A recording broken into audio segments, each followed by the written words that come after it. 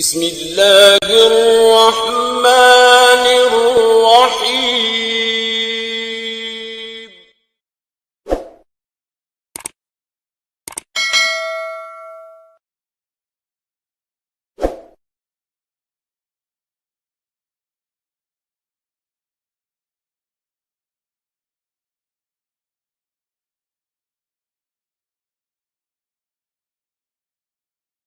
نحمده ونصلي على رسوله الكريم وعلى آله وصحبه وعلى من اتبعهم بإحسان إلى يوم الدين.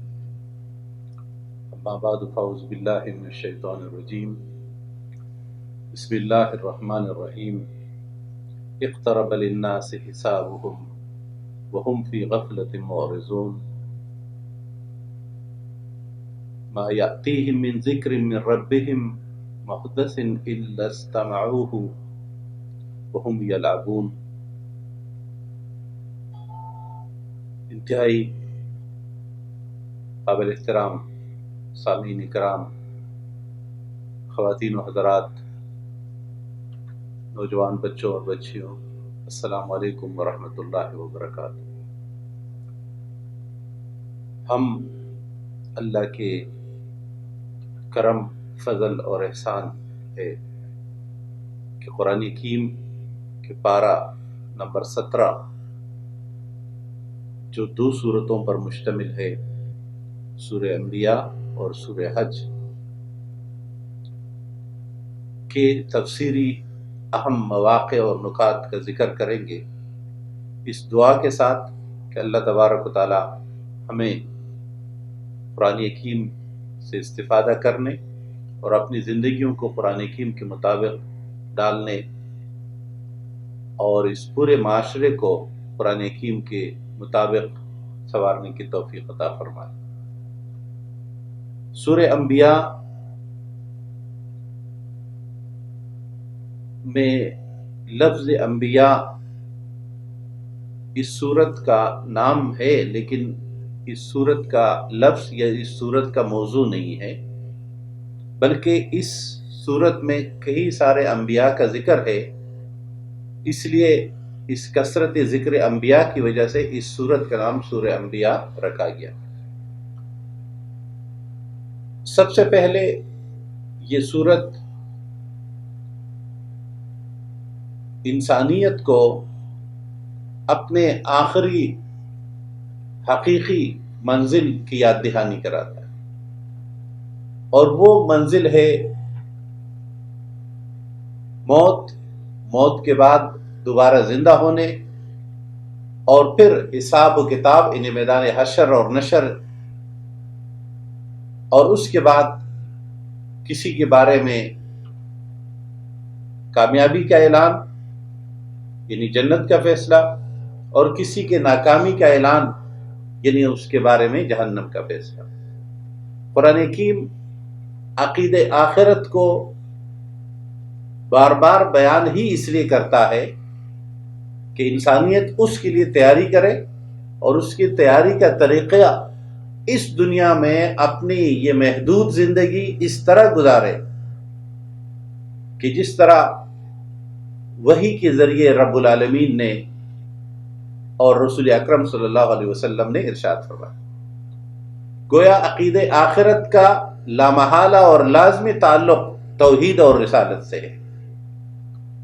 عقید آخرت کے وجود، عقید آخرت کے تحت کامیابی اور ناکامی کا پیمانہ اور نتیجہ وہ دنیا میں تصور توحید اور تصور رسالت کے ساتھ وابستگی اور اس پر عمل پیرا ہونا. قرآن حکیم نے فرمایا اقترب للناس حسابهم، قریب سے قریب تر ہو گیا ہے انسانوں کے لیے ان کا حساب، یعنی حساب کا وقت قریب تر ہوتا جا رہا ہے. لیکن وہم فی غفلت معرضون، لیکن لوگ اس سے غفلت میں پڑے ہوئے. اب اس غفلت کے درجے، مراتب کم و بیش ہو سکتے ہیں. مثلا وہ لوگ جنہوں نے ایمان قبول کیا ہے اور اس کے بعد وہ تقوی کی زندگی، انہیں حساسیت کے ساتھ اپنی زندگی گزارتے ہیں، ہمہ جہت اور ہمہ اطراف دیکھتے ہوئے کہ کہیں ہم زیادہ حق سے بھٹک نہ جائے، کہیں ہم اللہ اور اس کے رسول کے احکامات کو پامال نہ کر لے، یہ سب سے زیادہ اعراض سے دور اور چوکنے لوگ ہیں اپنے نجات، اپنی کامیابی کے لیے۔ اب پھر اعراض کرنے والے کون ہیں؟ وہ جو مختلف سستیاں کرتے ہیں، کوتاہیاں کرتے ہیں، غلطیاں کرتے ہیں، کبھی جان بوجھ کر اور کبھی غلطی سے ہو جاتا ہے، کبھی توبے کا موقع ملتا ہے تو یہ تمام غلطیاں اللہ تبارک و تعالیٰ اپنے کرم سے مٹا دیتا ہے، پھر موقع دیتا ہے۔ اس طرح یہ کشمکش کا جاری رہنا تقوی کی علامت ہے۔ لیکن ہمیشہ اس بات کو مد نظر رکھنا چاہیے کہ ہم اعراض کلی کرنے والے لوگوں میں مستقل اس راہ کو چھوڑنے والوں میں شامل ہے یا نہیں۔ پھر قرآن حکیم ان لوگوں کے مختلف کیفیات بتاتا ہے کہ وَمَا يَأْتِيهِم مِّن ذِكْرٍ مِّن رَبِّهِمْ، جب بھی ان کے پاس ذکر آتا ہے رب کی طرف سے، اور یہ جب جب نئی وحی آتی ہے، نیا پیغام آتا ہے، تو یہ لوگ اسے سننے کے بجائے، اور یہاں سننے سے مراد ماننا، تسلیم کرنا، عمل پیرا ہونا، وَهُمْ يَلْعَبُونَ، یہ اس کے مقابلے میں کھیل میں مشغول ہے۔ بظاہر تو قرآن حکیم نے جو لفظ العاب انہیں کھیل استعمال کیا ہے، تو ایک دور تک انسان کھیل کو صرف اپنے فارغ وقت کے استعمال کا ذریعہ سمجھتا رہا، لیکن قرآن حکیم نے جو لفظ استعمال کیا فی زمانہ، اس کا استعمال، اس کے مقاصد بہت زیادہ واضح ہو گئے اور بہت زیادہ کھیل کود مقابلے میں آیا اعراض کے سب سے بڑے طریقے کے طور پر۔ یعنی سرمایہ دارانہ نظام، سرمایہ دارانہ معاشرہ، سرمایہ دارانہ ماحول متبادل دینا چاہتا ہے عبادات کا، مراسم عبودیت کا، اور اس مراسم عبودیت کا متبادل میں سب سے بڑا اسلامی تہذیب کے مقابلے میں وہ کھیل ہے۔ اس لیے ہم دیکھتے ہیں کہ گزشتہ ان 300 سال میں کھیلوں کی دنیا خود اتنی بڑی انڈسٹری کے طور پر سامنے آئی، خود اتنا بڑا کاروبار بنا کہ اب مستقبل میں جنگ آہستہ آہستہ یا تو پانی پہ ہوگی، اور یا یہ کہ ورلڈ کپ کس ملک میں منعقد ہوگا تاکہ اس کے نتیجے میں فوائد وہاں جمع ہو سکے، مادی فوائد۔ اور نوجوانوں کے سامنے خصوصاً وہ وقت جو انہیں تعلق باللہ یا دین کے کسی کام میں لگانے کا فائدہ تھا، اسے مختلف اقسام کے، یعنی ایک کھیل وہ جو ہم دیکھتے ہیں اور اس کے لیے ہزاروں چینل، اور ایک وہ گیم جو ہم کھیلتے ہیں خود۔ جب تک کھیلوں کا تصور یہ رہا کہ انسانی بدن کے ایکسرسائز کے لیے جو ضرورت ہے اس کو پورا کر دیا جائے، اور ایک صحت مند سرگرمی کے طور پر، لیکن جب کھیل صنعت بنا اور صنعت میں پھر سرمایہ داروں نے اسے مقابلے کی کیفیت دے دی، تو وہ سب چیزیں اس میں در آئی جو اس کو سبب بنا رہی ہے اللہ اور دین سے دوری کا۔ اگر ہم صرف کسی ایک کرکٹ کے ورلڈ کپ پہ انسانوں کا لگنے والا وقت جمع کر لے، کتنے میچ ہوتے ہیں، ہر میچ 6-7 گھنٹے لیتا ہے، اور صرف پاکستان کے اگر 1 کروڑ لوگ بھی دیکھتے ہیں تو 1 کروڑ لوگ اگر 6-7 گھنٹے لگے ہوئے ہیں تو اس کا مطلب ہے یہ 6-7 گھنٹے ایک میچ کے ہوئے. اگر میچز کی تعداد 30 ہے تو پھر اسے 30 میں ضرب دیجئے، کتنے ہزارہ سال بنتے ہیں. وقت کا یہ ضیاع جس کا کوئی فائدہ بھی نہیں ہے، یعنی دیکھنے والے کو.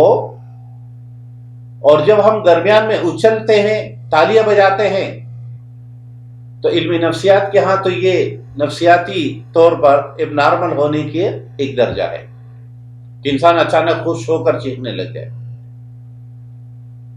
لیکن اس سب کے مقابلے میں ان کھیلوں کی مخالفت یا وہ کھیل نامناسب نہیں ہے جس سے ہمارے ایکسرسائز ہوتی ہو، جس سے بدن کو فائدہ پہنچ رہا ہو، یا جس سے ہماری ذہنی صلاحیتیں بڑھتی ہو، لیکن جس میں ہمارے وقت کا ضیاع.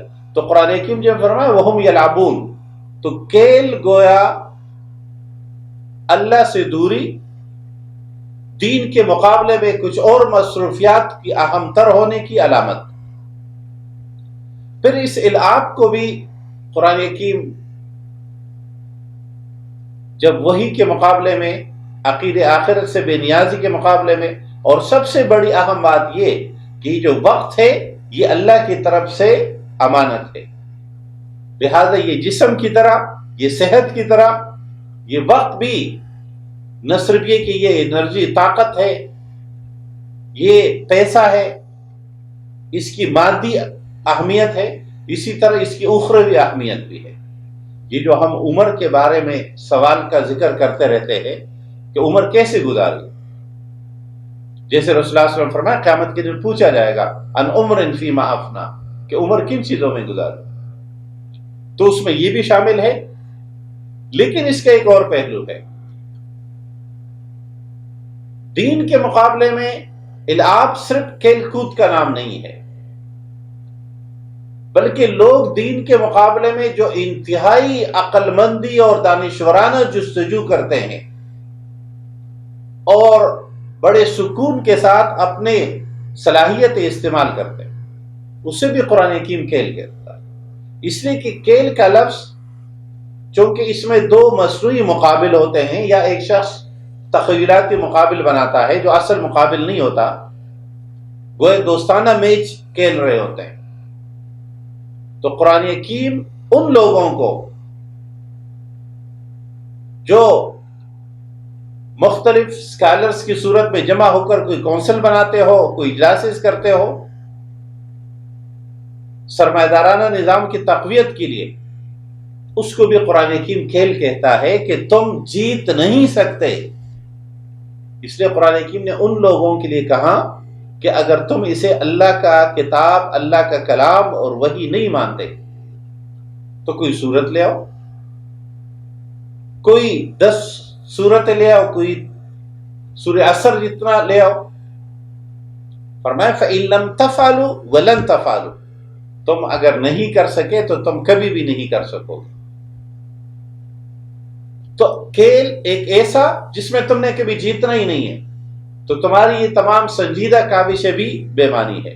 تو قرآن حکیم نے فرمایا کہ لوگ غفلت میں ہیں، غفلت کے مختلف درجے ہیں آخرت سے، اور اس میں سے ایک درجہ غفلت کا وہ ہے جب ہم کھیل کود کا شکار ہو جاتے ہیں، اور کھیل کود جو نہ تو ہمیں مالی فائدہ دیتا ہو، بھئی وہ کھلاڑی جس کو پیسہ مل رہا ہے چلو اس کا تو فائدہ ہو رہا ہے، وہ کھلاڑی جو کھیل رہا ہے اس کو جسمانی فائدہ ہو رہا ہے، لیکن وہ جو اپنا وقت، اپنی جگہ، اپنی بجلی، یہ سب 9 گھنٹے لگا کر صرف میچ دیکھ رہا ہے. تو قرآن حکیم نے فرمایا لوگ اعراض میں ہیں آخرت سے اور مختلف کھیل کود میں پڑے ہوئے ہیں. قرآن حکیم سورہ انبیاء میں آیت نمبر 21 سے توحید کی دلائل ذکر کرتا ہے، اور ان میں سے ایک دلیل جو عقلی بھی ہے اور کائناتی بھی ہے، یعنی نقلی دلیل بھی ہے اور عقلی بھی ہے. قرآن حکیم نے فرمایا ام اتخذوا آلہۃ من الارض ہم ینشرون لو کان فیہما آلہۃ الا اللہ لفسدتا فسبحان اللہ رب العرش عما یصفون لا یسأل عما یفعل وهم یسألون لو کان فیہما آلہۃ. قرآن کریم نے فرمایا اگر یہاں الہ ہوتے اللہ کے سوا کوئی اور تو کیا ہوتا عملاً. اور اس بات کا تعلق ہے ان تمام خدائی تصوراتوں سے جو انسان نے بنائے ہیں. جیسے ہم نے تثلیث کی تعریف میں انسائکلوپیڈیا برٹانیکا کی تعریف پیش کی تھی کہ وہ تین باپ بیٹا روح القدس جو قوت اختیار ارادے علم میں برابر ہے. یعنی جتنے صفات ہے ان میں وہ برابر ہے. اس تعریف کو مد نظر رکھتے ہوئے سوچئے لمحے بھر کے لیے کہ اگر اس کائنات میں ایک سے زائد خدا ہو، اب قطع نظر اس کی کہ آپ 2 کہے 3 کہے یا 4 کہے، لیکن 2 ایسے صاحب اختیار الگ الگ اختیار الگ الگ ارادہ رکھنے والے، تو مثلا اگر 2 میں سے ایک کی رائے یہ ہو کہ سورج کو مشرق سے اور ایک سمجھتا ہے کہ مغرب سے طلوع ہونا چاہیے، یا اگر 3 ہو اور وہ یہ کہے کہ نہیں یہاں سورج طلوع اور غروب کا یہ نظام ہی نہیں ہو. اور جب ہم طلوع اور غروب کی بات کرتے ہیں تو اس کو کائناتی حقائق میں دیکھیے تو مطلب یہ ہے کہ زمین اپنے محور اور اپنے مدار میں دونوں حرکتیں نہ کرتی ہو. اور اگر یہ حرکت ایک چاہے گا مشرق والا تو وہ اس کو ایک طرف حرکت دے گا، اور مغرب سے اگر طلوع کرنے والا چاہے گا تو وہ اسے دوسری طرف حرکت دے گا. اور جب ہم ایک ایسے چیز کو جو حرکت پذیر ہے اور اسے 2 طاقتور ہستیاں اپنے اپنے مطلوبہ سمت میں گھمانا چاہ رہی ہو تو نتیجے میں اس کا کرۂ ارض کے اوپر بسنے والوں کی کیفیت کیا ہوگی، یہاں کے کشش ثقل کے اثرات کیا ہوں گے. اور جب یہ ایک کرۂ ارض کے ساتھ ایسا ہو یا ایک نظام شمسی کے ساتھ ایسا ہو تو یہ ڈس بیلنس ہونے کے نتیجے میں اس کائنات کی کیفیت یعنی اس کہکشاں کی کیفیت کیا ہوگی. زمین نظام شمس کی بعد کہکشاں، اور کہکشاؤں کے بعد یہ کہکشاؤں کا یہ اللہ تبارک و تعالیٰ نے دلیل دی. اسی کو ہم کہیں بھی اگر ایک کلاس میں ہم 2 مانیٹر بناتے ہیں تو 10 منٹ بعد کلاس میں کتنے مسائل پیدا ہو جاتے ہیں. کسی ایک آفس میں یکساں اختیارات کے مالک 2 منیجر کا تعین کر دیجئے، آفس کی کیفیت معلوم ہو جائے گی. کسی تعلیمی ادارے میں 2 یکساں اختیارات والے پرنسپلز بنائیے جن میں ایک دوسرے کو کنٹرول کرنے والا نہ ہو، نتیجے میں تعلیمی ادارے کی کیفیت اور انجام خرابی اور تباہی کی طرف جاتا. تو قرآن حکیم دلیل بناتا ہے، اور اس اصول کو ہم چین آف کمانڈ کے نام سے باقی سب جگہ تسلیم کرتے ہیں. تو قرآن حکیم نے فرمایا لو کان فیہما آلہۃ الا اللہ، اگر اللہ کے سوا کوئی اور ہوتا تو لفسدتا، یہاں فساد دونوں میں برپا ہو جاتا. اس لیے عقیدہ تثلیث پہ جو سب سے بڑا سوال اٹھتا ہے کہ خود عیسائی اس بات کے قائل ہے کہ عیسیٰ علیہ السلام 3 دن نعوذ باللہ ان کے عقیدے کے مطابق مصلوبیت کے 3 دن بعد تک وہ مرے رہے، اور وہ کہتے ہیں کہ 3 دن بعد وہ زندہ ہوئے اور پھر آسمانوں پہ چلے گئے. اسلام کا تو تصور ان کے بالکل ایک لمحے کے لیے بھی اپنے وقت حقیقی پر ان کو موت آئے گی، جس کا ذکر قرآن کی آگے فرماتا ہے. اب سوال یہ ہے اگر یہ تینوں یکساں قوت اور ارادے کے مالک ہے اور تینوں نے اس کائنات کو تاما ہوا ہے، تو جب 3 میں سے ایک 3 دن کے لیے مرا رہا، وفات شدہ رہا، تو 2 اس پورے سسٹم کو کیسے سنبھالے رہے؟ یہ دوسرا سوال ہے. یعنی ایک سوال تو یہ ہے کہ تینوں یکساں قوت اور ارادے کے مالک ہیں، تو پھر اختلاف کیوں نہیں آتا؟ جیسے کہ ہم یونانی اور رومی یا ہندو دیومالائی کہانیوں میں دیکھتے ہیں کہ دیوی اور دیوتا آپس میں ٹکراتے ہیں. قرآن حکیم نے اس لیے فرمایا فسبحان اللہ رب العرش عما یصفون، پاک ہے وہ ذات اپنے کسی بھی مقابل و متبادل اور مساوی سے. وہ تو عرش عظیم کا مالک ہے. لا یسأل عما یفعل وهم یسألون. اللہ تبارک و تعالیٰ کی صفت بیان کی گئی ہے کہ اللہ وہ ذات ہے جس سے پوچھا نہیں جاتا، لیکن باقی جو کچھ ہے ان سے پوچھا جا سکتا ہے، وہ پوچھے جاتے ہیں. اور یہی اللہ تبارک و تعالیٰ کی شان ہے کہ کوئی اس سے جواب طلبی کرنے والا نہیں ہے، لیکن اس کے علاوہ جتنے ہیں سب سے جواب طلبی ہونی ہے. قرآن حکیم نے فرمایا اس کے بعد ام اتخذوا من دونہ آلہہ، کیا تم نے اس کے سوا باقی کوئی معبود بنا رکھے ہیں؟ قل ہاتوا برہانکم، تو تم کوئی دلیل لے آؤ. یہاں یہ بات یاد رہے کہ تصور الوہیت اور تصور ربوبیت یہ ایک دوسرے سے جڑا ہوا ہے. الہ وہی ہوگا جو رب ہوگا. جس کی ربوبیت ممکن نہیں ہے اس کی الوہیت بھی ممکن نہیں ہے. قرآن حکیم انسانوں کے بنائے اور گڑے ہوئے تصور الوہیت میں سے ایک کا ذکر کرتا ہے.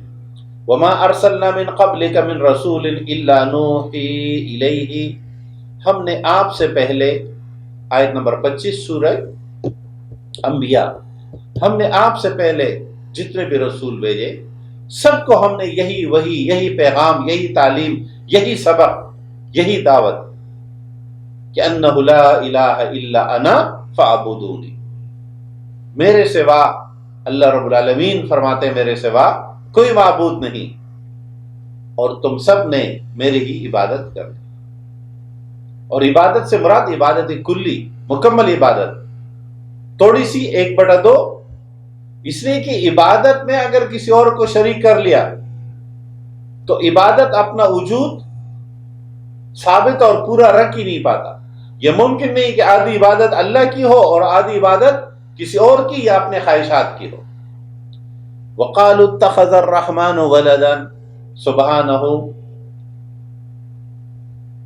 اور لوگوں نے یہاں تک کہنا شروع کر دیا کہ رحمان ذات نے اپنے لیے کوئی اولاد بنائی ہے. قرآن حکیم 2 تصورات ذکر کرتا ہے انسانوں کے کہ اللہ کے لیے اولاد کے تصورات میں 2 طرح کے ہیں. ایک تو وہ ہے کہ اللہ کی یہ فرشتے اللہ کی بیٹیاں ہیں اور کچھ اللہ کے بیٹے ہیں. قرآن حکیم اس لیے ذکر کرتا ہے کہ اپنے لیے تو ہمیشہ بیٹے پسند کرتے ہو، میرے لیے ہمیشہ بیٹیاں بنائی ہے. کبھی تو کہاں فرشتے بیٹیاں ہیں نعوذ باللہ، اور اس کے مقابلے میں جتنے دیویاں بنا رکھی ہے، یا خصوصاً عرب علاقوں میں لات، منات، عزا یا نائلہ کے نام سے، اور اس ورد اور سعا، تو ان میں اکثریت مؤنث نام ہے. ہمارے بر صغیر میں یا ہندو ایریاز میں ہندو تصور کے مطابق جو اندرا دیوی ہے، درگا دیوی ہے، اور اس طرح کی دیگر ہزاروں دیوی اور دیوتا. تو ایک تصور تو یہ ہے کہ اللہ کے کچھ بیٹے ہیں اور کچھ بیٹیاں ہیں. جن لوگوں نے خصوصاً بیٹوں کا تصور اپنایا ان اولاد میں سے، ان کے بھی 2 الفاظ قرآن حکیم استعمال کرتا ہے. ایک لفظ تو ہے ابن اللہ کا، کہ یہ لوگ کہتے ہیں عزیر ابن اللہ یا مسیح ابن اللہ. اور دوسرا لفظ قرآن حکیم فرماتا ہے کہ یہ لوگ کہتے ہیں کہ اللہ نے فلاں فلاں اور فلاں کو اپنی اولاد کے طور پہ بنایا، جیسے یہاں فرمایا وَقَالُوا اتَّخَذَ الرَّحْمَنُ وَلَدًا، اللہ نے اپنے لیے اولاد کا انتخاب کیا. یعنی اتخاذ ولد، جسے ہم عام اصطلاح میں اگر کہیں کہ کسی کو اڈاپٹ کرنا، لے پالک بنانا، اور ایک ہے کہ بالکل حقیقی بیٹا جس کو تبنیت کہتے ہیں. اور اس کے لیے انگریزی میں ہی بھی دو الفاظ، چونکہ بائبل میں یہ دونوں لفظ الگ الگ استعمال ہوئے ہیں، قرآن حکیم نے بھی ان دو تصورات کا ذکر کیا ہے کہ سن آف گاڈ اور چائلڈ آف گاڈ. قرآن حکیم ان دونوں تصورات کی جڑ کاٹتا ہے کہ کوئی شخص اولاد کی محتاجیت رکھتا ہی اس بنیاد پر ہے کہ اس میں کوئی کمی ہوتی ہے، یعنی وہ اپنے کچھ خواہشات کی تشکین چاہتا ہے، اس کی کچھ ضروریات ہوتی ہے کہ میری نسل آگے چلے، بڑھاپے میں کمزوری میں کوئی میرے ساتھ دے، میرے بعد میری چیزوں کو سنبھالے. اللہ تبارک و تعالی اس کائنات کا اکلوتا خالق، مالک اور اکیلا چلانے والا ہے، اسے ان سب چیزوں کی ضرورت ہی نہیں ہے. عیسیٰ علیہ السلام کے بارے میں بھی عیسائیوں کے یہی دو تصورات رہے، جو انجیل یا بائبل میں، انجیل جو بائبل کا حصہ ہوتا ہے، عیسائی بائبل میں، اس دنیا میں 6 قسم کے بائبل پائے جاتے ہیں. ہم جو ابھی ذکر کر رہے ہیں یہ پروٹسٹ اور کاتولک بائبل کا ذکر کر رہے ہیں کہ اللہ نے مسیح کو بیٹا بنایا یا اللہ نے مسیح کو اپنی اولاد کے طور پر منتخب کیا. آج کچھ لوگ یہ بات ذکر کرتے ہیں کہ ہم انہیں موجودہ عیسائیوں میں سے اکثریت مسیح کو اللہ کا صلبی بیٹا نہیں کہتے، اور پھر کچھ پادری اس سوال کو اٹھاتے ہیں کہ قرآن حکیم ہم پہ الزام لگاتا ہے. قرآن حکیم عیسائیت کے کسی ایک دور یا عیسائیت میں کسی ایک علاقے کے تصورات پہ رد ہی نہیں کر رہا، اس لیے کہ مختلف علاقوں میں، مختلف ادوار میں عیسائیت کے تصورات الگ الگ رہے، جیسے کہ ہندو مت کے تصورات الگ الگ ہیں. ہر 100 کلومیٹر پہ ہندو مت بدل جاتے، دیوی دیوتا بدل جاتے. اس طرح عیسائیت بھی مختلف مراحل سے گزری. بہت سارے عقائد اور تصورات جو 200-300 سال میں ایک علاقے میں رہے، دوسرے علاقے میں نہیں رہے، یا 1000 سال ایک علاقے میں مجموعی لحاظ سے اور کچھ علاقوں میں نہیں. عیسائیت میں ایسے گروہ مختلف اوقات میں بنے رہے جنہوں نے مسیح کو، عیسیٰ علیہ السلام کو اللہ کا حقیقی صلبی بیٹا مانا، اور نعوذ باللہ مریم کو اللہ تبارک و تعالیٰ کی طرف اسی طرح منسوب کیا. یہ تصور دیوتاؤں کے بیوی ہونے کا، دیوتاؤں کے بیٹے ہونے کا، یہ گریک میں، رومنز میں اور ہندو مت میں تو موجود رہے ہیں ہمیشہ. عیسائیت چونکہ بہت ساری چیزوں کا ملغوبہ ہے جو انہوں نے گریک سے حاصل کیا، یونانیوں سے حاصل کیا، اس فلسفیانہ تصورات کو، اس لیے انہوں نے یہ 2 تصورات بنائے. اس قرآن حکیم عیسیٰ علیہ السلام کو ان تمام الزامات سے پاک صاف کہ عیسیٰ علیہ السلام نے کبھی بھی اپنی امت کو ان کوتاہیوں کی طرف، ان آلودگیوں کی طرف نہیں بلایا، بلکہ انہوں نے بھی اللہ واحد اور خود کو، اپنے آپ کو اللہ کے بندے کے طور پر پیش کیا. اور یہی ان کا مقام حقیقی ہے، یہی ان کا مقام عظمت اور رفعت اور بلندی بھی ہے. قرآن حکیم سورہ انبیاء پارہ نمبر 17 میں ایک اور کائناتی حقیقت بیان کرتا ہے. قرآن حکیم نے آیت نمبر 30 میں فرمایا اولم یر الذین کفروا ان السماوات والارض كانتا رتقا ففتقناهما وجعلنا من الماء كل شيء حي افلا يؤمنون. کیا لوگ غور و فکر نہیں کرتے، خصوصاً یہ کافر نہیں دیکھتے کہ یہ زمین اور آسمان جڑے ہوئے تھے، ملے ہوئے تھے، یہ کائنات جڑی ہوئی تھی. کانتا رتقا ففتقناہما، ہم نے ان دونوں کو الگ کیا. فتق اصل میں کہتے ہیں کسی چیز کو طاقت تھوڑا دبا کر الگ کرنا، یعنی جو آسانی سے الگ نہ ہوتی ہو. اور پھر وجعلنا من الماء کل شیء حی، اور ہم نے ہر چیز کی حیات کی بنیاد پانی رکھی، یعنی پانی منبع حیات ہے.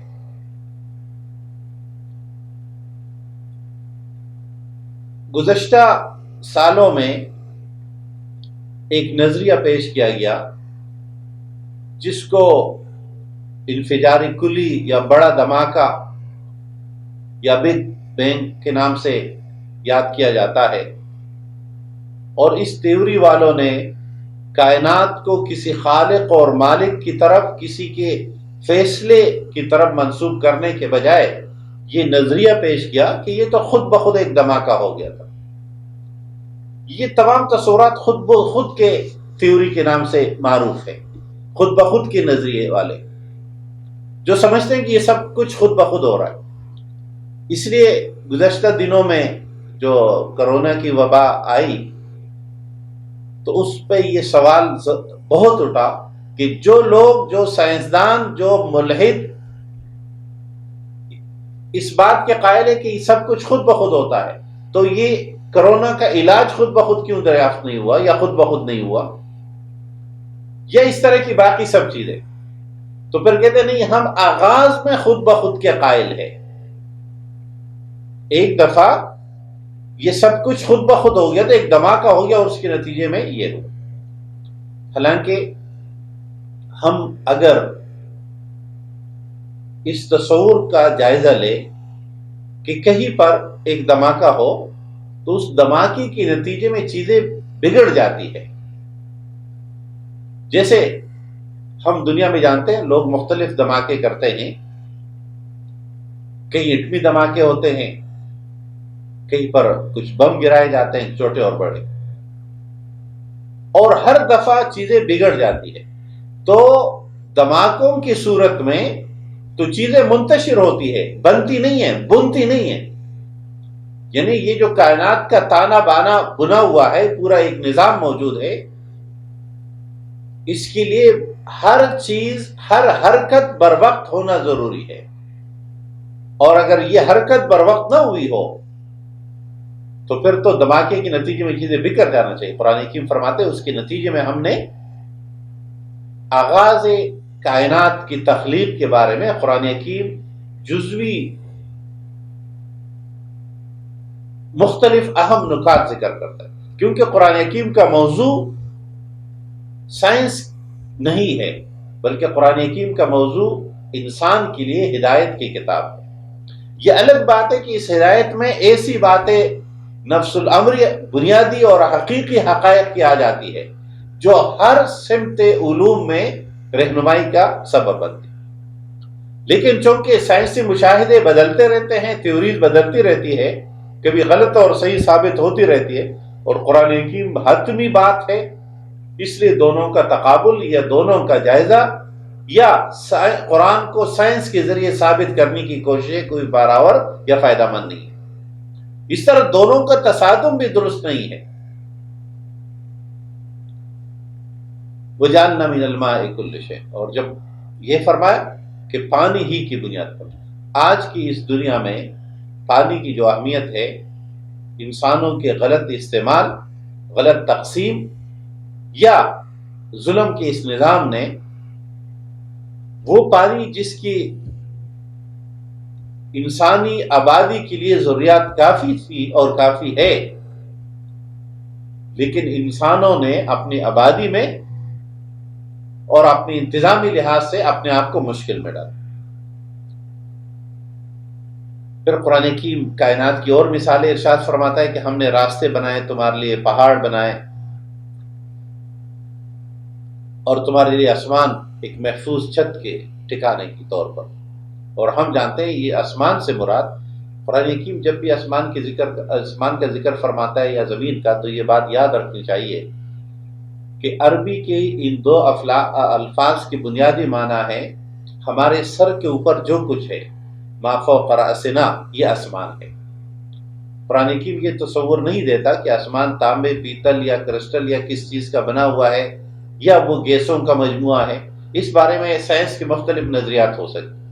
قرآن حکیم 7 آسمانوں کا ذکر فرماتا ہے، اور قرآن حکیم اس طرح زمینوں کا ذکر فرماتا ہے۔ یہ زمینیں جو لغت کے لحاظ سے تو ہمارے پاؤں کے نیچے جو کچھ ہے، ما تحت اقدامنا، وہ زمین ہے۔ اس لیے آسمان اور زمین کا لفظ جب قرآن حکیم ایک ساتھ استعمال کرتا ہے تو اس سے مراد یہ پوری کائنات ہے، اور کہیں پر قرآن حکیم الگ الگ ذکر فرماتا ہے۔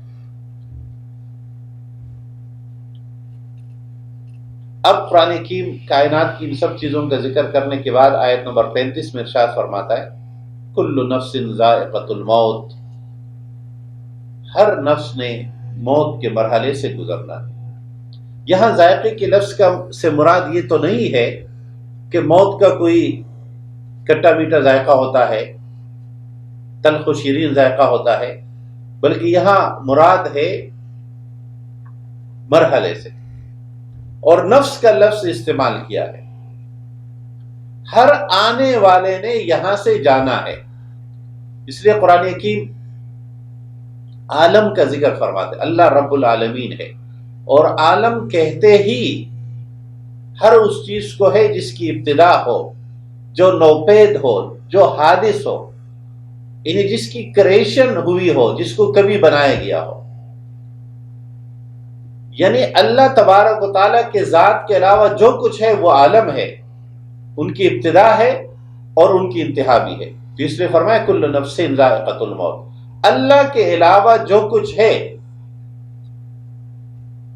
چاہے تقدس احترام میں کسی بھی درجے کے ہو، یعنی تمام فرشتے بشمول جبرائیل، اسرائیل اور اسرافیل علیہ السلام، تمام انبیاء بشمول عیسیٰ علیہ السلام، بشمول محمد مصطفیٰ صلی اللہ علیہ وسلم، تمام صلحاء متقین، اور اس کے مقابلے میں تمام جتنے انبیاء کے مقابل میں ظالم اور جابر لوگ رہے، ان سب کو موت کے مرحلے سے گزرنا ہو۔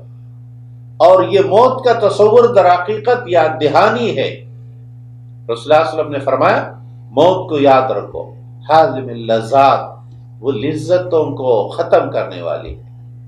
اور جب لذتوں کا دنیا میں مگن رہنے کا یہ تصور ختم ہو جائے تو آخرت کا تصور ابھرتا ہے۔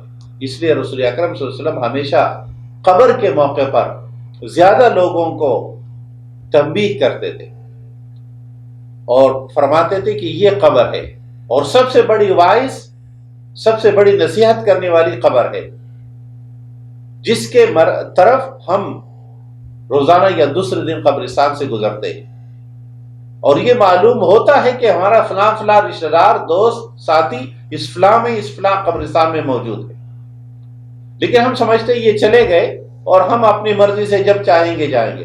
تو قرآن حکیم نے فرمایا کل نفس ذائقۃ الموت، سب نے موت کے اس مرحلے سے گزرنا ہے، لہذا قبر کے مرحلے کے لیے تیاری اور اس کے بعد۔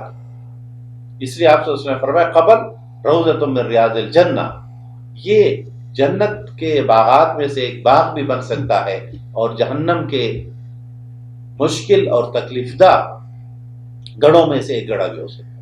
لہذا تیاری چاہے قبر کے عنوان سے ہو، تیاری چاہے آخرت کے عنوان سے ہو، دونوں کا مقصود یہ کہ موت وہ مرحلہ ہے جس کے بعد یہ مرحلہ شروع ہوگا، اور موت سے پہلے کا جو وقت ہے جو ہم نے اپنی مرضی سے منتخب نہیں کیا، چونکہ ہم نے زندگی بھی اپنی مرضی سے منتخب نہیں کی، جب ہم نے چاہا ہم پیدا نہیں ہوئے، اسی طرح جب ہم چاہے مر جائے ایسا بھی نہیں ہوگا.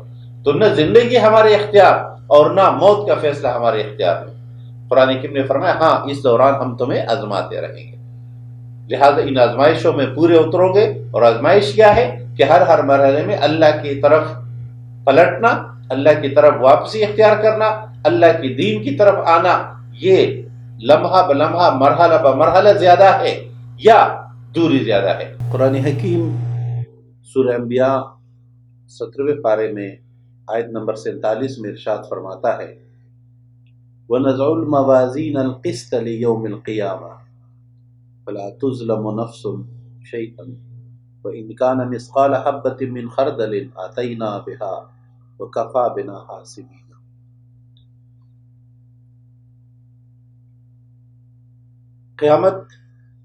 قیامت کی تیاری، جنت کی طرف، جہنم سے بچنے کی حساسیت، یہ مومن کا ہتھیار بھی ہے، طور امتیاز بھی ہے، یہی مومنانہ مزاج بھی ہے، یہی متقین کا رویہ بھی ہے. قرآن حکیم مختلف مقامات پر مختلف نکات کو بیان کرتا ہے قیامت کے. ان میں سے ایک نکتہ ہے حساب و کتاب کا. اور جب بھی حساب و کتاب کا ذکر ہوتا ہے تو دنیا میں ہم مختلف طریقے اپناتے ہیں. تاریخ انسانی میں حساب کتاب کے لیے لینے اور دینے کے طریقے کے طور پر سب سے زیادہ ترازو کو استعمال کیا جاتا ہے. اس لیے ترازو انصاف کی علامت ہے، اس لیے ترازو عدل کی علامت ہے، اس لیے ہمارے تمام محاوروں میں استعمال ہوتا ہے. قرآن حکیم نے بھی اسی پس منظر میں ارشاد فرمایا وَنَضَعُ الْمَوَازِينَ الْقِسْطَ، ہم انصاف کے ترازو نصب کریں. یہاں موازین جمع استعمال کیا قرآن حکیم نے، کئی سارے ترازو، وزن جس سے کیا جائے.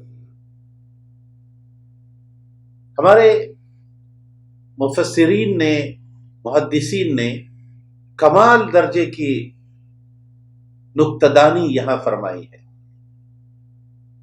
کہ ترازو جمع کیوں. تو ایک دلچسپ تفہیم یہ سامنے آتی ہے کہ چونکہ انسانی اعمال آراز ہے، جوہر نہیں ہے، اور ہم ترازو سے عام طور پہ جو چیزیں تولتے ہیں وہ جو جواہر کی صورت میں موجود ہوتی ہے، ٹھوس صورت میں موجود ہوتی ہے یا مائع شکل میں موجود ہوتی ہے، لیکن اعمال تو انسان سے ہٹ کر خارجی وجود ہی نہیں رکھتے.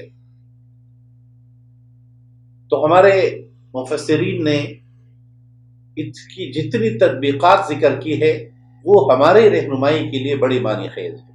مثلا ایک رائے یہ ذکر ہوئی کہ یہ تمام اعمال جسم کی صورت اختیار کر کے تولے جائیں گے، یعنی یہ آراز جواہر بنتا.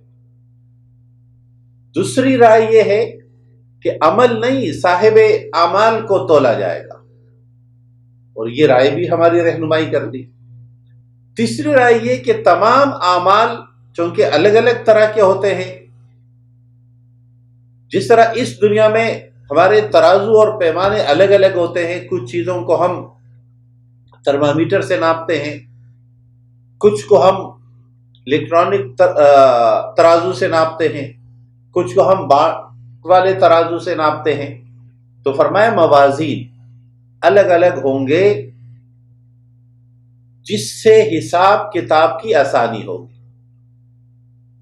ہمارے قدیم فلاسفہ نے اس تصور پہ رد کیا، اور وہ رد کی بنیاد یہی تھی جس کے جوابات ہمارے مفسرین نے دیے کہ جب لوگوں نے کہا کہ بھائی عمل کیسے تولا جا سکتا ہے، اس لیے کہ عملاً یہ ممکن نہیں. لیکن اس کے بعد خود انسان بارش کی رفتار و مقدار کو ناپنے کے لیے جتنے نئے نئے ترازو کے اقسام ہم جانتے گئے، اتنا یہ یقین مزید مستحکم ہوتا گیا کہ وہ جو ناپ تول کا نظام اللہ کا بنایا ہوا ہے، جس کے لیے ترازو کا لفظ استعمال ہوتا ہے، کیونکہ ہم اس کی حقیقی کیفیت نہیں جانتے، تو قرآن حکیم نے فرمایا لیکن یہ ترازو یہ انصاف والوں کے قسط. اور امام بخاری رحمہ اللہ فرماتے ہیں کہ یہ رومی زبان کا لفظ ہے، اور یہی آیت امام بخاری رحمہ اللہ اپنے کتاب کے آخری حدیث اور آخری حدیث سے پہلے کے باب کے عنوان میں ذکر فرماتے ہیں، ترجمۃ الباب میں، کہ قسطاس، اور یہی تلفظ تھوڑا سا بدل کر جب انگریزی میں جسٹس کے طور پر آیا انصاف کے لیے، اور وہی الفاظ ہمارے ہاں بھی استعمال ہونے لگے. قرآن حکیم نے فرمایا وَنَضَعُ الْمَوَازِينَ الْقِسْطَ لِيَوْمِ الْقِيَامَةِ، قیامت کے دن ہم یہ ترازو نصب کریں گے. یعنی یہ اختیارات کلی ہمارے پاس ہوں گے. پھر قرآن و سنت رہنمائی فرماتے ہیں کہ کس کس عمل کا وزن کس کس طرح بڑھوتی اختیار کرتا ہے. ہمارے پاس سب سے بہترین وضاحت اس کی قاضی ایاز مالکی رحمۃ اللہ علیہ نے فرمائی. انہوں نے فرمایا کہ اعمال کی قبولیت کے دو بنیادی شرائط ہیں. ایک تو عمل درست ہونا چاہیے، اور درست ہونے کا پیمانہ ہے اللہ کے رسول کے بتائے ہوئے طریقے کے مطابق.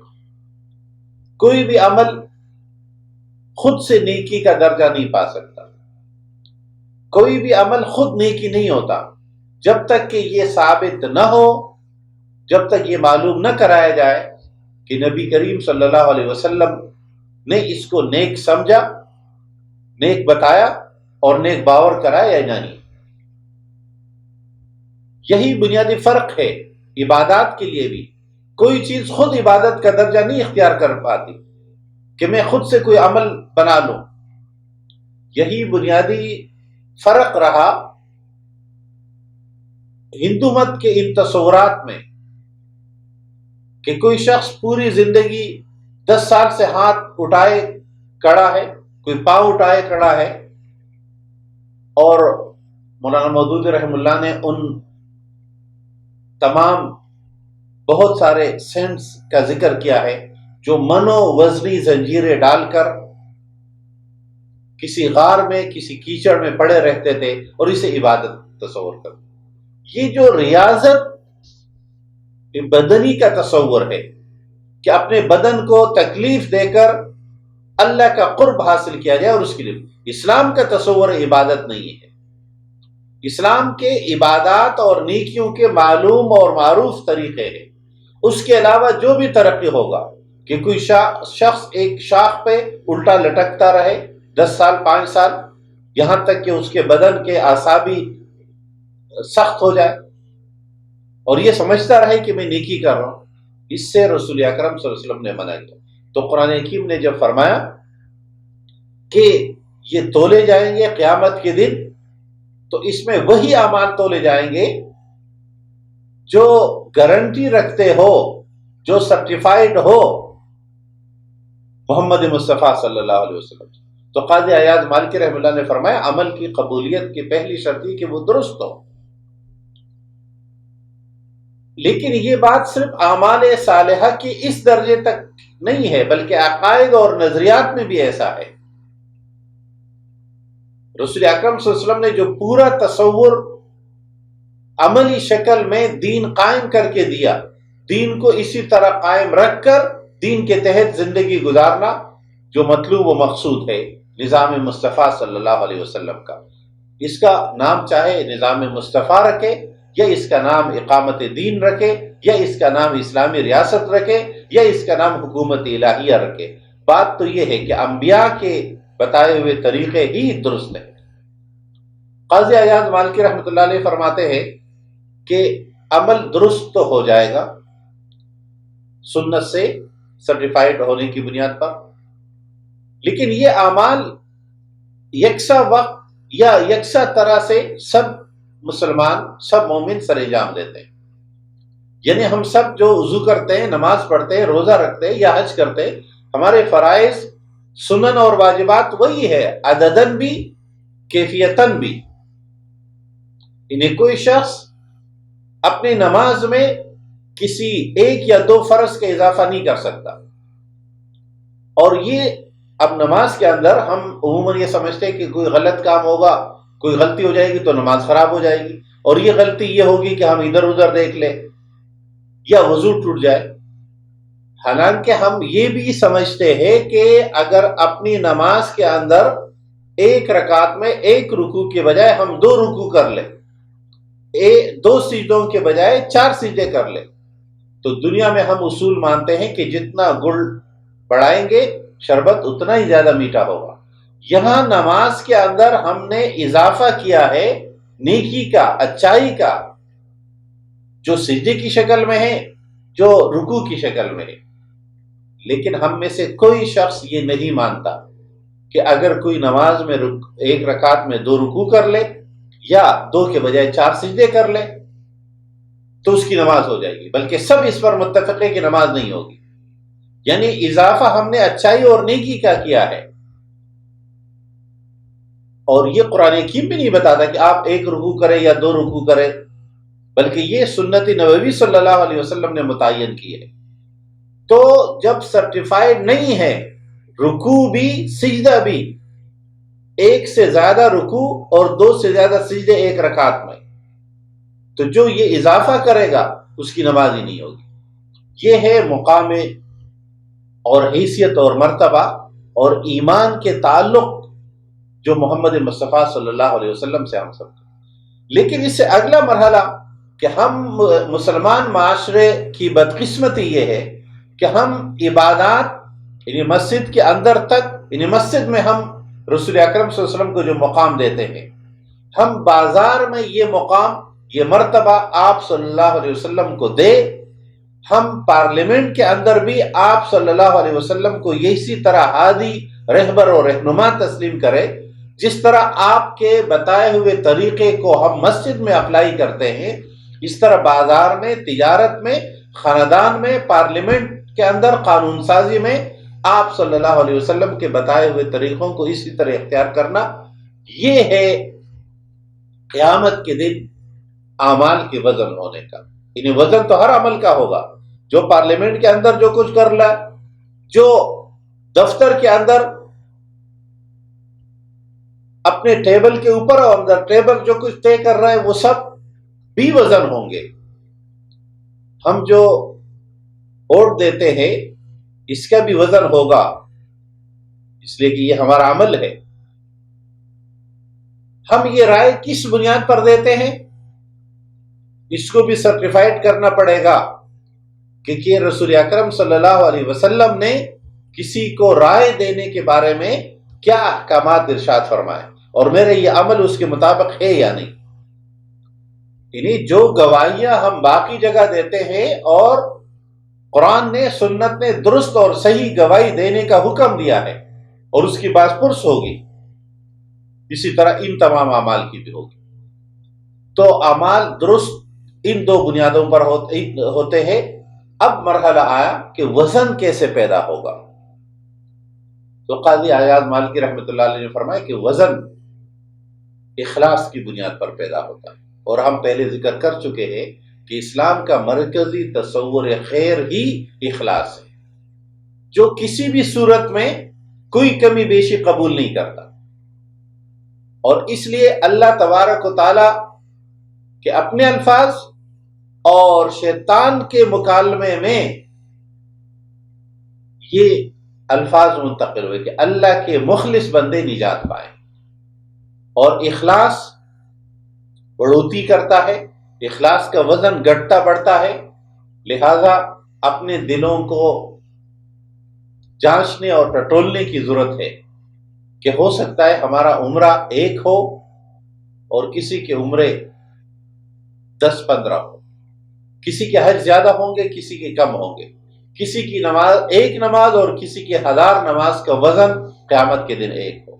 تو یہ آیت ہمیں متوجہ اس طرف کرتی ہے کہ ہم اپنے اعمال کو قابل وزن بنائے، انہیں حیثیت ہو، انہیں تولنے کے قابل تو ہو۔ بھائی ہر ٹماٹر اس قابل نہیں ہوتا کہ اسے فروخت کیا جائے، نہ ہر ٹماٹر خریدنے کے قابل ہوتا ہے۔ اس طرح اعمال میں سے ہر عمل اس قابل بھی نہیں ہوتا۔ کب قابل بنتا ہے؟ جب سنت کے مطابق ہو۔ وزن اس کے بعد ہوگا کہ وہ کتنا وزنی ہے۔ اللہ تبارک و تعالی ہمارے اعمال میں وزن پیدا کرنے کی توفیق دے۔ اور یہ آیت بتاتی ہے اللہ کے اختیارات کلی کہ یہ اختیار آپ کا ہے۔ قرآن حکیم سورہ انبیاء میں مختلف انبیاء کا ذکر کرتے ہوئے ایک واقعہ ہم ابراہیم علیہ السلام کا دیکھتے ہیں۔ آیت نمبر 58 میں ابراہیم علیہ السلام کی پیدائش جس ماحول میں ہوئی اس ماحول کو قرآن حکیم بیان کرتا ہے۔ آزر کے گھر میں بت پرستانہ پرستش والا، بنانے والا اور ایک ذمہ دار بت پرست آزر جو حضرت ابراہیم علیہ السلام کے والد، اس گھر میں پرورش اور رد عمل، ماحول، گلی اور شہر۔ ابراہیم علیہ السلام نے یہ بات تو مستقل شروع کر دی تھی کہ ابا جان جن کی آپ پوجا کرتے ہیں، جو آپ اپنے ہاتھوں سے بناتے ہیں، یہ کیوں کر آپ کے مسائل کا حل ہو سکتا؟ اس بارے میں ایک بڑی دلچسپ بات حضرت حمزہ رضی اللہ تعالی عنہ نے فرمائی۔ رسول اللہ صلی اللہ علیہ وسلم کی محفل میں ایک دفعہ مسکرائے تو رسول اللہ صلی اللہ علیہ وسلم نے پوچھا چچا آج مسکرا رہے ہیں، مسکرانے کی وجہ کیا ہے؟ تو فرمایا بھتیجے ہم جب حالت کفر میں شکار کے لیے جاتے تھے تو گھر سے آٹے کا ایک بت بنا لیتے تھے، ایک مورتی سے بنا لیتے تھے، وہ خوش ہو جاتی تھی، ہم ساتھ لے کر جاتے تھے، راستے میں اس کو چومتے تھے، عبادت کرتے تھے، اسی بنیاد پر شکار پہ نشانہ لگاتے تھے کہ درست لگے گا۔ کبھی کبھی ایسا ہوتا تھا کہ ہمیں کوئی شکار نہیں ملتا اور بھوک لگ جاتی تھی، گھر سے کھانا تو لے کر نہیں جاتے تھے زیادہ، تو بالآخر مجبور ہو کر ہم وہی جس آٹے کو ہم نے خود مورتی کی شکل دی ہوئی ہوتی تھی اسی کو آگ جلا کر اس پہ بھون کر کھا لیتے تھے۔ تو آج ہنسی آتی تھی کہ جس کو معبود بناتے تھے اس سے پھر اپنے پیٹ کی آگ بجھاتے تھے۔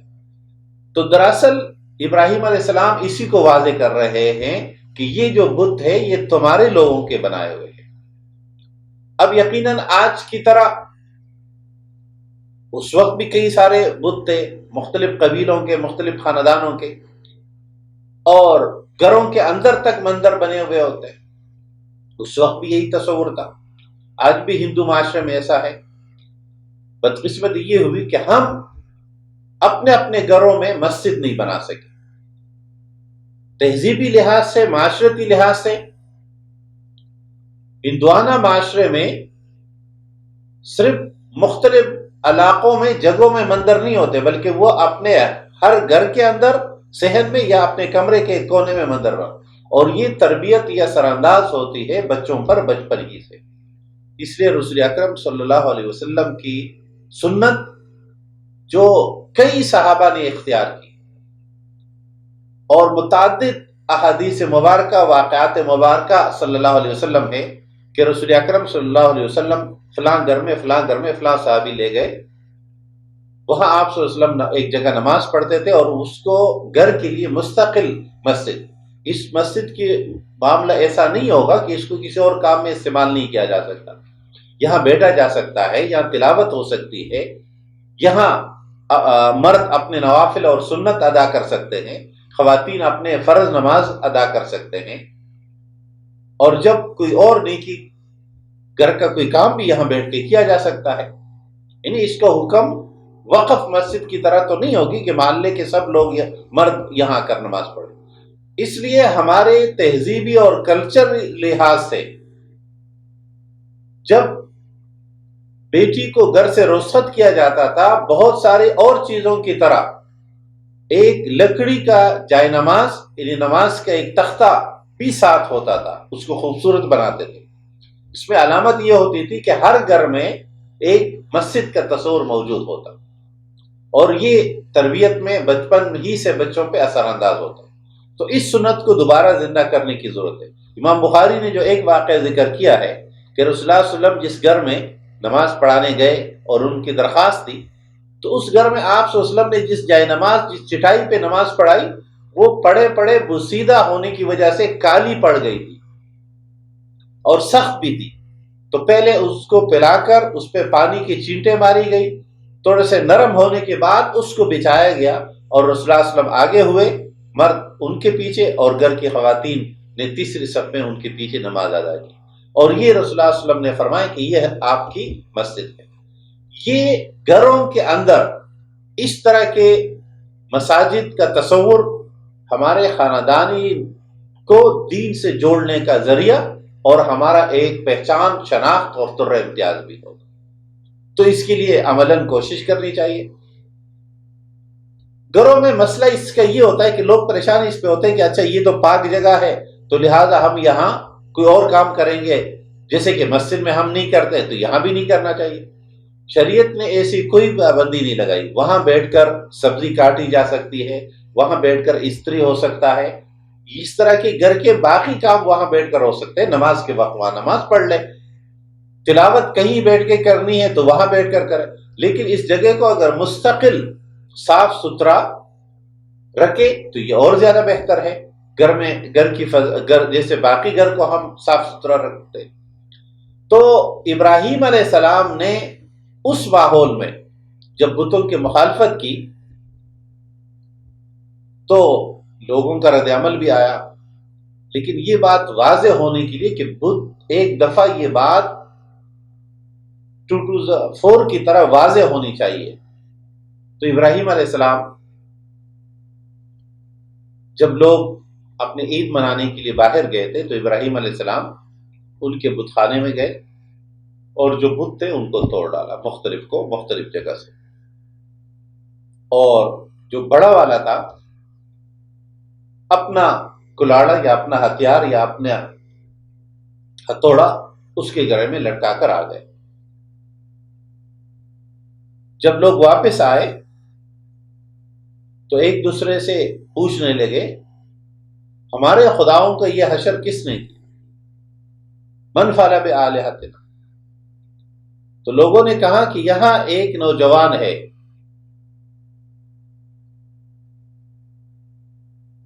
جس کو ابراہیم کہتے ہیں۔ قالوا سمعنا فتى یذکرہم یقال لہ ابراہیم۔ یہاں ایک لڑکا ہے، نوجوان ہے، اس کو ابراہیم کہتے ہیں، وہ یہ باتیں کرتا رہتا ہے۔ یہ تجاہل عارفانہ کے طور پر ان کا یہ رد عمل بھی توہین آمیز تھا۔ قرآن کریم ان کی کیفیت کو بیان کرتا ہے کہ اچھا ذرا اس کو لوگوں کے سامنے لے آؤ، اور پھر پوچھنے لگے قالوا اانت فعلت هذا بآلهتنا یا ابراہیم۔ اے ابراہیم، آپ نے ہمارے خداؤں کے ساتھ یہ کیا؟ ابراہیم علیہ السلام یہی واضح کرنا چاہ رہے کہ گویا تم یہ کہہ رہے ہو کہ تمہارے معبودوں اور صاحب قوت اور ارادہ اور اختیارات والوں کے ساتھ کسی اور نے ان کو توڑ کے رکھ دیا۔ تو ابراہیم علیہ السلام بات کو اور واضح کرتے ہوئے کہہ رہے بل فعلہ کبیرہم ھذا، کہ بھائی ان کا جو بڑا ہے اس نے یہ کیا ہوگا، فاسألوہم ان کانوا ینطقون، ان سے پوچھو کہ کس نے تمہارا یہ حشر کیا ہے۔ جب یہ تمہارے زندگی کے مسائل حل کر سکتے ہیں تو اپنے مسائل بھی حل کر سکتے ہوں گے۔ فرجعوا الی انفسہم فقالوا انکم انتم الظالمون۔ تو آپس میں پھر کہنے لگے ہاں بات تو ابراہیم ٹھیک کہہ رہے کہ یہ تو بتا نہیں سکتے۔ پھر جمع ہوئے اور مشورہ کرنے لگے کہ اب ابراہیم کا کیا کیا جائے۔ تو قرآن حکیم نے یہاں ابراہیم علیہ السلام کی اس واقعے کو ذکر کرنے کے بعد فرمایا کہ لوگوں نے یہ فیصلہ کیا کہ اب ابراہیم کو سزا ہونی چاہیے۔ قالوا حرقوہ، لوگ کہنے لگے کہ اس ابراہیم کو جلا دو، وانصروا آلہتکم ان کنتم فاعلین، اپنے معبودوں کا بدلہ لے لو، اپنے مالکوں کا بدلہ لے لو، اپنے جو تمہاری زندگی کے تحفظ کے لوگ ہیں ان کا بدلہ لو ان کو تم فاعلین۔ یہاں قرآن حکیم نے 2 الفاظ استعمال کیے، ابراہیم کو جلا دو، وانصروا آلہتکم، اپنے معبودوں کی مدد کرو۔ گویا معبودیت کا تصور اتنا گر گیا کہ معبود الہ خود مدد کرنے کے بجائے مدد کا طالب ہے، اس کی خود مدد مطلوب ہے کہ لوگ اس کا ساتھ دیں۔ اس کا بالکل بالعکس تصور اسلام کا تصور کہ ہر معاملے میں تمہاری مدد کرنے کے لیے جو ذات ہے وہی تمہارا معبود، تمہارا مالک حقیقی۔ قرآن حکیم واقعے کو مختصر کرتا ہے، دوسری جگہ پھر اس کی تفصیلات زیادہ ہے کہ آگ کیسے جلائی گئی، کیسے فیصلہ ہوا۔ قرآن حکیم نے فرمایا ہم نے پھر حکم دیا قلنا یا نار کونی بردن وسلاما علی ابراہیم، کہ آگ ٹھنڈی ہو جا ابراہیم کے لیے، لیکن آگے ٹھنڈے ہونے کی کیفیت بیان کر دی کہ سلامتی والا ٹھنڈا پن معلوم مقصود ہے، اتنا ٹھنڈا بھی نہ ہونا کہ آگ تو نہ ہو لیکن برف باری کا یا برفانی ماحول بن جائے، اور ٹھنڈک کی وجہ سے ابراہیم کو تکلیف ہو۔ اللہ تبارک و تعالیٰ اپنے بندے کو جب بچاتا ہے، جب ساتھ دیتا ہے تو پورا ساتھ دیتا ہے۔ یہ محاورہ اللہ تبارک و تعالیٰ کے لیے نہیں ہے کہ آسمان سے گرا اور کھجور میں اٹکا، اللہ اپنے بندے کو پوری طرح بچاتا ہے۔ تو اس لیے یہاں فرمایا کہ آگ ٹھنڈی ہو، اور یہاں پھر ہمارے بر صغیر میں اور دنیا بھر میں جو نیچرلسٹ لوگ ہیں، جو نیچر کو حتمی سمجھتے ہیں اور یہ خیال رکھتے ہیں کہ نیچر نہیں بدلتا لہذا آگ ٹھنڈی نہیں ہو سکتی۔ ہمارے ہاں اس کی نمائندہ شخصیات میں سے سر سید احمد خان سب سے بڑا ہے، اس کے بعد اور ان سے پہلے بھی ایک لائن لگی ہوئی ہے، اور وہ کہتے ہیں کہ آگ ٹھنڈی نہیں ہو سکتی، آگ کی یہ نیچر نہیں بدل سکتی، جیسے کہ پانی کے بہنے کی نیچر نہیں بدل سکتی لہذا موسیٰ کے لیے پانی رک نہیں سکتا۔ وہ کہتے ہیں یہ زمین کا مد و جزر تھا، پانی کسی طریقے سے نیچے دراڑوں میں چلا گیا اور تھوڑا سا وقت میں ابراہیم گزر گئے، اتفاقاً موسیٰ گزر گئے، اور اتفاقاً فرعون جب آیا تو غرق ہوا۔ یہاں کہتے ہیں کہ اتفاقاً تیز ہوا آئی، آگ تھوڑی دیر کے لیے بجھ گئی اور ابراہیم کو نقصان نہیں ہوا۔ لیکن بائبل یا مذاہب کی جتنی تفصیلات اس حوالے سے ملتی ہے کہ اس آگ کی شدت اور کیفیت کیا تھی کہ دور سے پھینکا گیا تھا۔ تو میں اکثر کہتا ہوں کہ جس شخص کو یہ یقین نہیں آ رہا ہو کہ ایک شخص کیسے بچ سکتا ہے، یا کوئی کہتے ہیں اتفاقاً بچ سکتا ہے، تو ہم کہتے ہیں کہ اب بھی اسی طرح کی آگ جلا لیتے ہیں اور اتفاقاً تم کود کر بچ کر اپنے آپ کو دکھاؤ۔ ابراہیم علیہ السلام کی بت پرستی کی مخالفت، بتوں کو توڑنا اور آگ میں کود پڑنے کا یہ جو واقعہ ہے یا گرائے جانے کا جو واقعہ ہے، یہ استعارہ بن گیا، علامت ہے دین کے لیے قربانی۔ علامہ اقبال اس منظر کشی کو ذکر کرتا ہے قرآن حکیم کی تفہیم و تفسیر کے عنوان سے کہ خرد آتش فروزت دل بسوزت، کہ عقل ہمیشہ آگ لگاتی ہے اور دل جلتا ہے۔ عقل و دل یا جذبات اور عقل کی کشمکش کو بیان کرتے ہوئے کہ جن لوگوں نے آگ لگائی وہ بڑے عقل مند سمجھے آ رہے تھے، اور وہ جو آگ میں گرائے جانے والا تھا اس کے بارے میں لوگوں کا خیال تھا کہ یہ زندگی اپنی تباہ کر رہا ہے۔ تو خرد آتش فروزت دل بسوزت، ہمیں تفسیر خلیل و نمرود، یہی اس واقعے کی تفسیر ہے کہ دین کے لیے کون کس طرح کا کردار ادا کرے۔ اس لیے اقبال فرماتے ہیں زرازی چی پرسی معنی قرآن، راضی سے یعنی کسی تفسیر سے قرآن کے معنی کیا پوچھتے ہو؟ ضمیر ماں بآیاتش دلیل است، ہر انسان کا ضمیر وہ علامت ہے، دلالت کرتا ہے اللہ تبارک و تعالیٰ کی اس فرامین کو. اگر اس کی تفصیل دیکھنی ہے تو ابراہیم کے اس واقعے کو دیکھیں کہ عقل نے آگ لگائی اور ابراہیم علیہ السلام اس میں کودے. اس لیے دوسری جگہ اقبال اس بات کو ذکر کرتا ہے کہ اللہ تبارک و تعالیٰ کا یہ اختیار، یہ سنت ختم نہیں ہوا ہے. آج بھی ہو جو ابراہیم کا ایمان پیدا، آگ کر سکتی ہے انداز گلستہ میں، آگ پھر گلستہ بن سکتا ہے، لیکن کوئی ابراہیم کے نقش قدم پہ چلنے والا جب جب آگ میں گرایا جائے گا وہ اسی طرح مطمئن اور پرسکون ہوگا. اس لیے کہاں بے خطر کود پڑا آتش نمرود میں عشق، عقل محو تماشا لب بام آبی. عقل ابھی تک حیران پریشان ہے کہ کوئی شخص کسی سے رب العالمین سے محبت اور محبت میں اس درجے کا اطمینان، اور ہم نزول وحی کی کیفیت میں دو مثالیں ذکر کرتے ہیں کہ وحی کی سرعت، یعنی وہی لغت میں اصطلاح میں کہتے ہی اس حکم کو ہے جس کے پہنچنے میں تیزی ہوتی ہے، یعنی وہ ہلکا خفیہ اشارہ جس کو پہچانا مقصود ہوتا ہے اسے پتہ چلتا ہے، ارد گرد کے لوگوں کو نہیں پتہ چلتا. تو اس کی یہ دو مثالیں بڑی اہم ہیں. ایک ابراہیم علیہ السلام کو جو آگ میں پھینکا جا رہا ہے تو ابراہیم اور آگ کے درمیان فاصلہ کتنے کچھ ہو سکتا ہے، زیادہ سے زیادہ کچھ میٹر کا فاصلہ ہوگا. لوگ دور دور کھڑے تھے، آگ چونکہ اتنے عرصے میں لکڑیاں جمع کر کے، اور یہ سب ابلاغ کی مثال ہے. ابراہیم کو جلانے کے لیے پہلے سے اعلان کرنا، لوگوں سے لکڑیاں جمع کرانا تاکہ لوگوں کو پتہ چلے سب کو، اور لوگ ابراہیم سے متاثر ہونے کے بجائے ابراہیم کو جلتا دیکھ کر ابراہیم کے رب کی قدرت کو دیکھ لے کہ وہ بچا سکتا ہے یا نہیں بچا سکتا. ورنہ اگر بچانا مقصود تھا، جلانا مقصود تھا، تو وہ تو کسی کو جمع کیے بغیر، آگ کے بغیر بھی سزائے موت دیتے.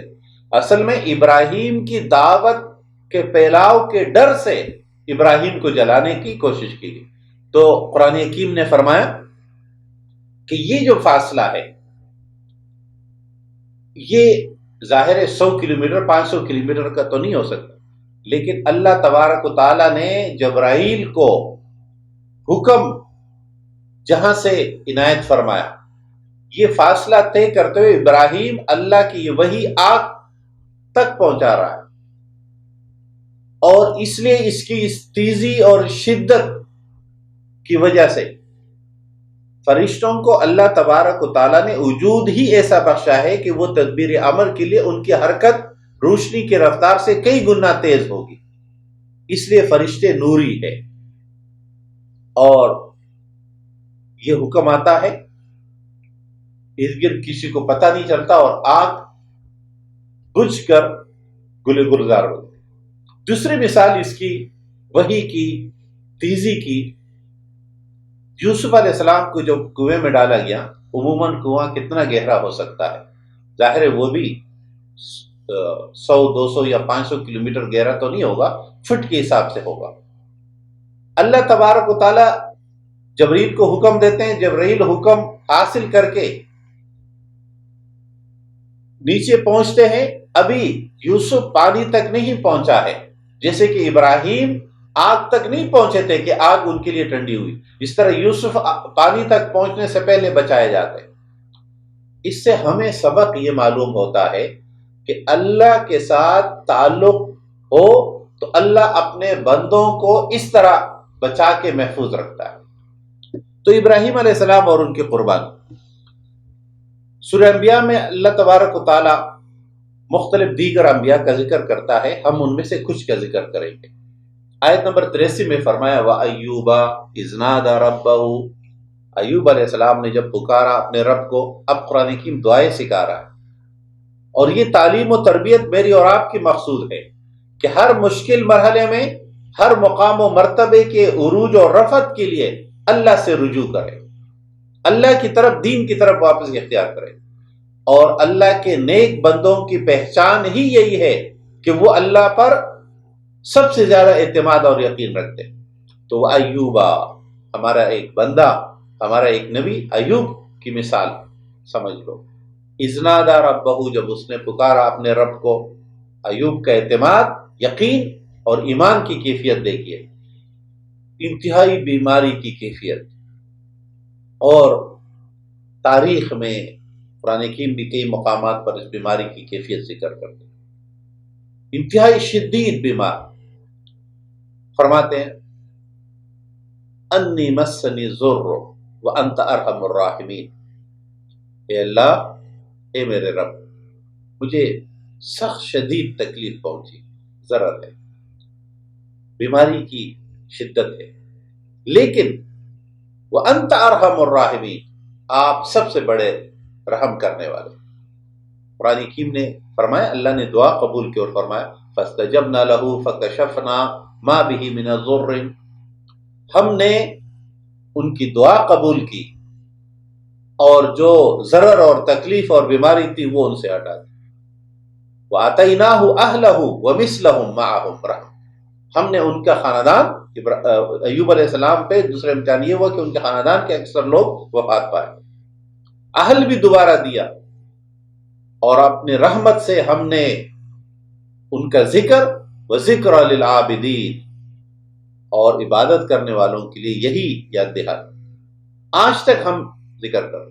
اس طرح قرآن حکیم پر اسماعیل، ادریس، ذوالکفل کا ذکر فرماتا ہے کہ ان سب کو ہم نے وَأَدْخَلْنَاهُمْ فِي رَحْمَتِنَا إِنَّهُمْ مِنَ الصَّالِحِينَ، یہ نیک لوگوں میں سے تھے، ہم نے ان کو اپنے رحمت سے ڈانپ دیا۔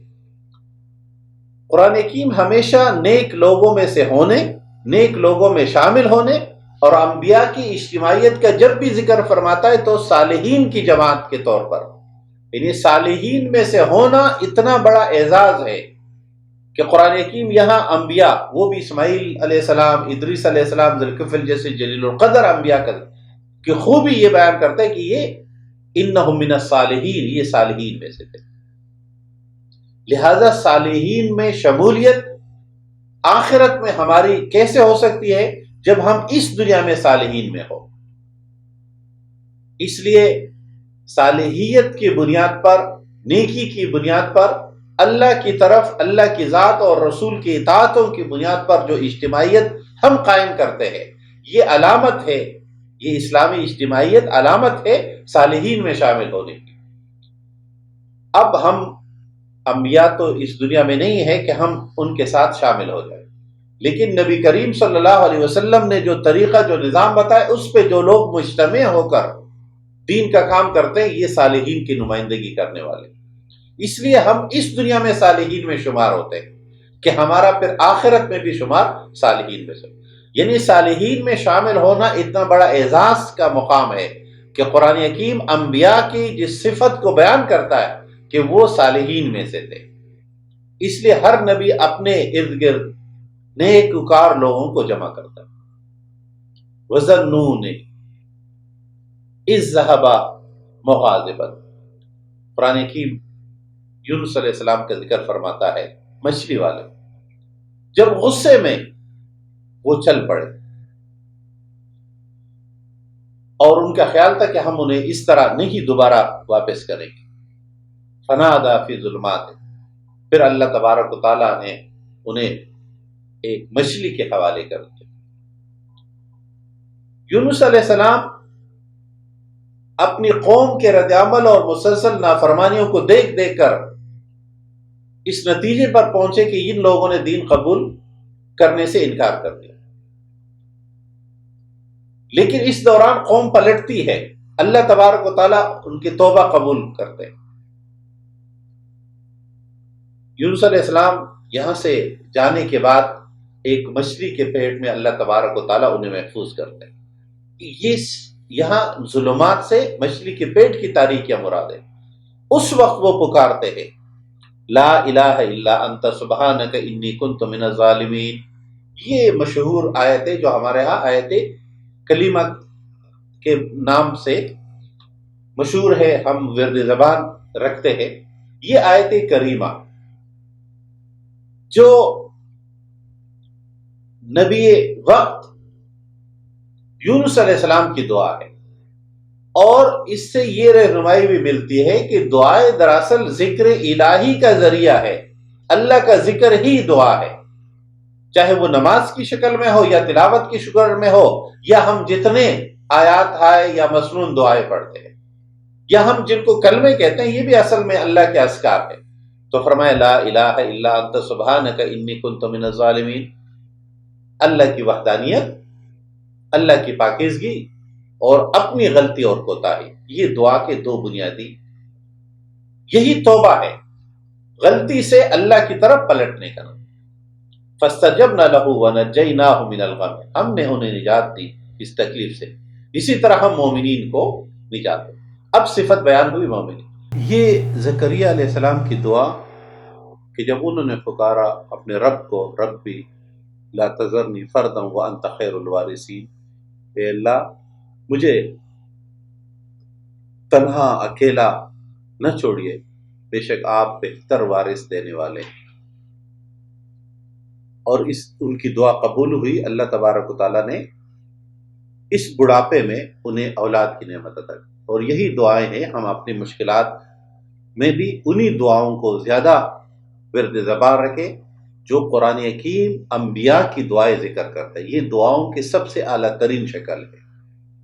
اور اس کے بعد وہ دعائیں جو سنت نبوی صلی اللہ علیہ وسلم ہے، مسنون دعائیں موجود ہیں، ان کو ہمیشہ ورد زبان رکھنی چاہیے، اور یہی ذکر کے سب سے بہترین طریقے۔ قرآن حکیم سورہ انبیاء میں یاجوج ماجوج کا ذکر فرماتا ہے، آیت نمبر 96، حتی اذا فتحت یاجوج و ماجوج وہم من کل حدب ینسلون۔ اسلام کا تصور آخرت کے مراحل میں سے ایک، دنیا کے آخری لمحات یا آخری ادوار میں سے ایک دور ہے کہ دو بڑی قومیں عجیب الخلقت قسم کے جسمانی صلاحیتیں رکھنے والے وہ مسلمانوں پر حملہ آور ہوں گے۔ احادیث میں مسلمانوں کے لیے ایک مشکل وقت کا ذکر ہے، اس لیے ہمارے ہاں ایک نفسیات یہ ہے، جب مسلمانوں پر سیاسی لحاظ سے مشکل وقت آتے ہیں تو وہ اپنے محارب قوت کو یاجوج ماجوج سے تعبیر کرتے ہیں۔ جب چنگیز خان مسلمانوں پہ حملہ آور تھا تو کچھ لوگوں نے انہیں یاجوج ماجوج کا لمبردار کہا کہ یہ لوگ یاجوج ماجوج ہیں۔ قرآن حکیم کسی وقت کا مستقل تعین نہیں کرتا، یہ اس میں سیکھنے کی بات ہے، تیاری کی، کہ ایسے ہر لمحے کے لیے تیار رہا جائے کہ جب کچھ بیرونی قوتیں تم پہ حملہ آور ہو تو تم مضبوطی سے ان کا مقابلہ کر سکو۔ اب ایک رد عمل اس کا یہ ہے کہ ہم ہمیشہ انتظار میں رہتے ہیں کہ یاجوج ماجوج آئیں گے اور یہ ہوگا یہ ہوگا۔ سنت قرآن ہمیں اس مشکل مرحلے کے لیے تیاری کا ذکر کرتا ہے کہ ایمان و عمل کے ساتھ اس طرح کی مضبوطی ہو کہ مشکل سے مشکل ترین حالت ہو تو مقابلے کے لیے تیار ہو۔ یاجوج ماجوج کا یہ لفظ اجا سے ہے، جس میں اشتعال کا مادہ پایا جاتا ہے، انتہائی زیادہ سخت مشتعل مزاج، اور وہ مسلمانوں پر حملہ آور ہوں گے۔ مختلف مسلمان علماء نے مختلف اوقات میں مختلف قوموں کو اس کا مصداق سمجھا ہے، لیکن حقیقی کیفیت ظاہر ہے ابھی تک ہم نہیں جانتے۔ قرآن حکیم نے سورہ انبیاء میں 17 انبیاء کا ذکر فرمایا، اور آخر میں رسول اکرم صلی اللہ علیہ وسلم کو خطاب کرتے ہوئے فرمایا کہ آپ کو یہ لوگ نہیں مانتے تو پہلے ان انبیاء کا بھی ان لوگوں نے انکار کیا تھا، اور آخر آپ ہی کی دعا ہے، قال ربکم بالحق وربنا الرحمن المستعان علی ما تصفون، یہ رسول اکرم صلی اللہ علیہ وسلم کے لیے ارشاد فرمایا۔ 17ویں پارے میں سورہ ابراہیم انبیاء کے بعد سورہ حج ہے۔ سورہ حج میں 2 مضامین بڑے اہمیت کے ہیں۔ ایک تو حج کا خود ذکر ہے، اور ہم جانتے ہیں کہ حج رسول اکرم صلی اللہ علیہ وسلم کے فتح مکہ کے بعد پہلے موقع حج 9 ہجری کا آیا، جس میں رسول اکرم صلی اللہ علیہ وسلم نے حضرت ابوبکر صدیق رضی اللہ تعالیٰ عنہ کو امیر حج بنایا، اور انہی کے قیادت میں صحابہ نے، جن میں حضرت علی رضی اللہ تعالیٰ عنہ بھی شامل تھے، حج کے افعال سر انجام دیے۔ حج کے لفظی معنی تو قصد اور ارادے کے ہیں۔ جب بنیت تقرب ثواب ہم سفر کرتے ہیں، بیت اللہ کے ارادہ کرتے ہیں زیارت کا اور مخصوص افعال سر انجام دینے کا۔ جس میں فرض تو صرف ہے ادائیگی سے احرام کی کیفیت میں ہونا اور عرفات میں حاضری دینا اور کعبۃ اللہ کا طواف کرنا، انہیں طواف زیارت.